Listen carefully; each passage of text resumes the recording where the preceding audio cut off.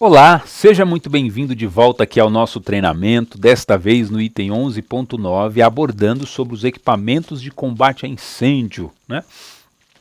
Primeiramente, vamos falar de um dos principais que nós temos aí na maioria das edificações, que tem aí um tamanho físico, por exemplo, acima de 1.500 metros quadrados, que são aí as mangueiras de incêndio. A mangueira, segundo a NBR 11861 de 98, é o equipamento de combate a incêndio constituído essencialmente de um duto flexível que é dotado aí de uniões.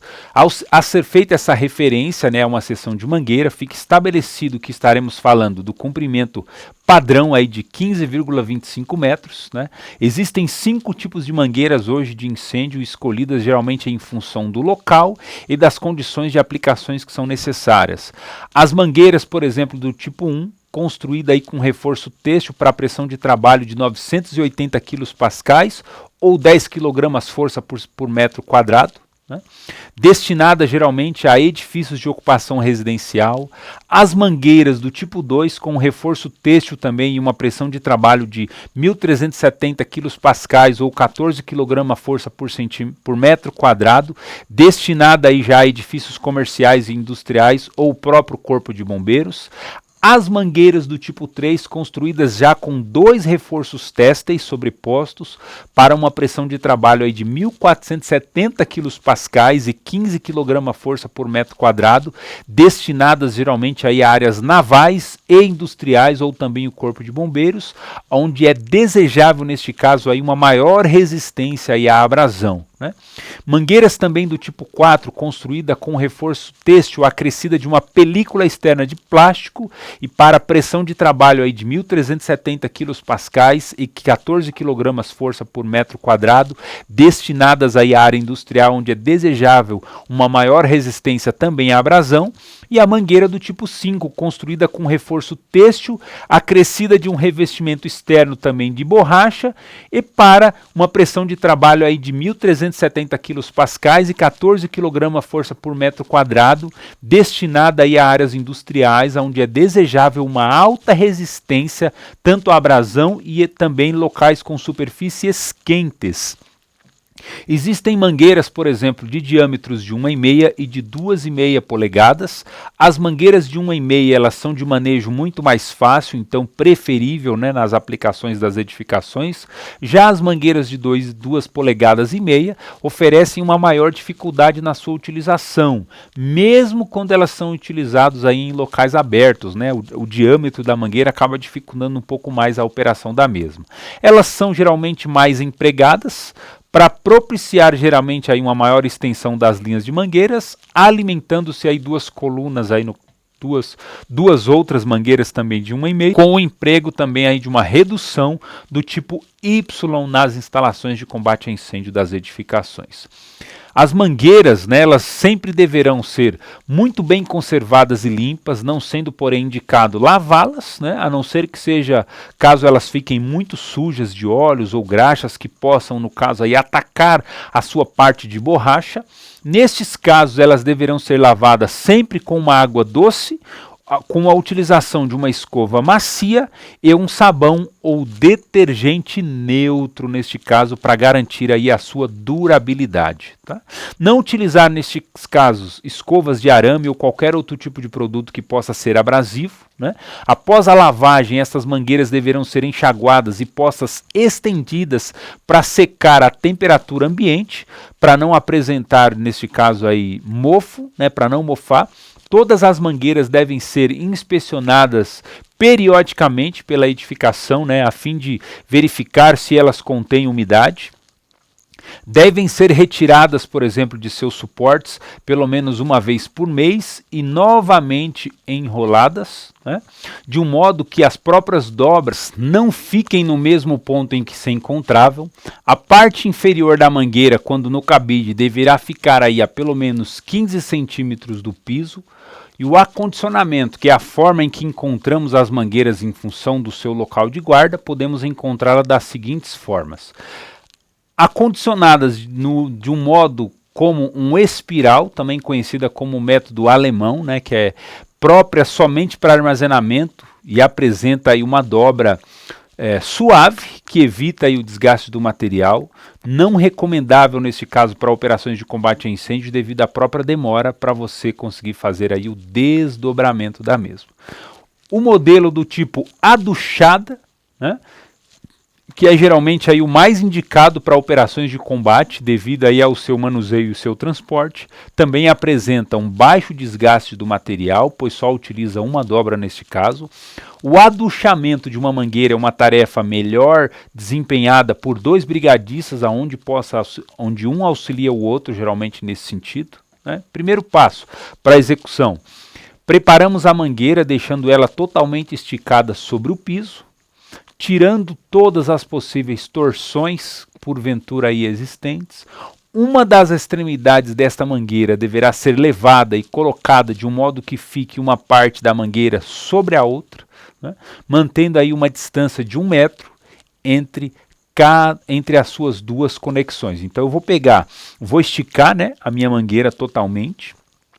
Depois que eu esticar, eu vou pegar uma das pontas dela, vou vir com ela como se eu estivesse dobrando ela igual um cobertor, e vou deixar ela, as suas juntas de união aqui, ó, próximas a uma distância de pelo menos 1 metro da outra, e vou, né, aduchá-la, né, uma mangueira sobre a outra, com essa distância aí das extremidades de 1 metro mais ou menos, e vou fazer o enrolamento, geralmente começando pela dobra, tentando aí manter o material, né, o maior ajuste possível neste caso. O segundo tripulante, neste caso, deverá auxiliar de forma a evitar folgas na parte interna da sua mangueira, parar de enrolar quando atingir aí a conexão na parte interna, trazendo aí a outra conexão sobre a mangueira aduchada. Então depois a gente vai mostrar aqui para vocês um vídeo de forma prática, né, demonstrando como que é feito este processo de aduchamento da mangueira, né? Aqui eu só citei o exemplo para você saber como que é feito. Então, primeiramente, você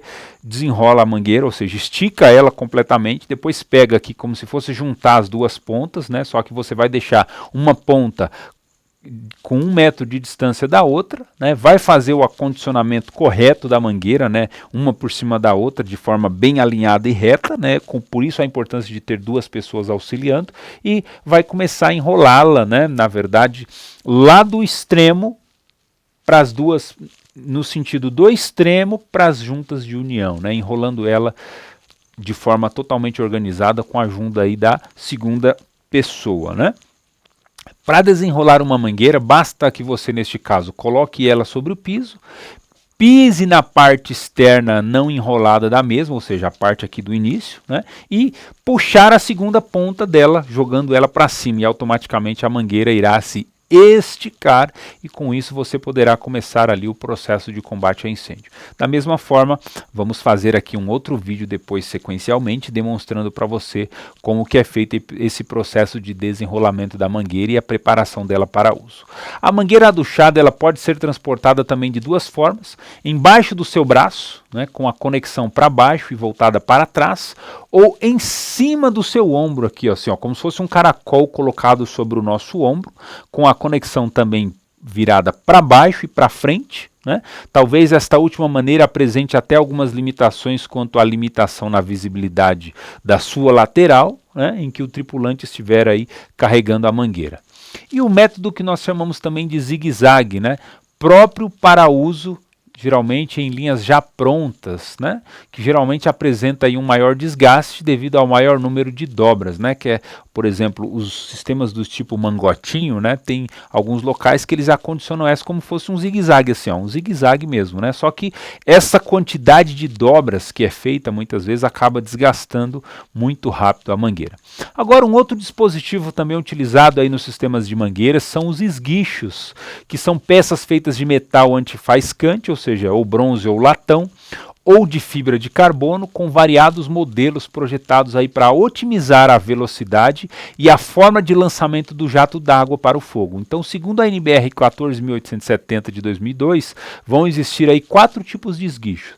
O esguicho básico, que é aquele esguicho de jato regulável, em que a vazão de lançamento se dá a uma pressão determinada pelo ajuste de forma do jato, devido aí ao seu projeto básico, à medida que muda a forma do jato compacto, neste caso para neblina. Vamos projetar aqui para você ter uma referência do que eu estou falando deste modelo de esguicho, né, para você ter aí uma referência, né. A pressão do esguicho também poderá ser afitada, né, isto é causado geralmente pela mudança dos próprios orifícios devido ao ajuste da forma aí de lançamento do mesmo.